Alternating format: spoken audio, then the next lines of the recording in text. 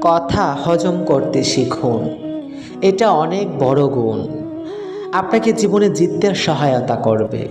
কখনো তর্কে জিততে যাবেন না, এটা সময়ের অপচয়।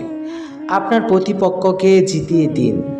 আপনার প্রতিপক্ষ যদি খুশি হয় সে জিতে গেছে ভেবে আপনি একটু হাসুন। মনে রাখবেন, কখনো কখনো জিততে হলে হারতে হবে। আর আপনার আজকের এই হারাই আপনাকে বড় জয় এনে দিবে। হারতে শিখুন, সব জায়গায় জিততে নেই, এটা বোকামি। মনে রাখবেন, কথায় কাজ হবে না, তাই কাজ শুরু করুন নীরবে। আপনার কাজই কথা বলবে। আপনাকে যারা বিশ্বাস করে না তাদের চিন্তা বাদ দিন, নিজেকে বিশ্বাস করুন। নিজের প্রতি বিশ্বাস আপনাকে সবার মাঝে বিশ্বাসী করে তুলবে। আপনি অনেক কিছু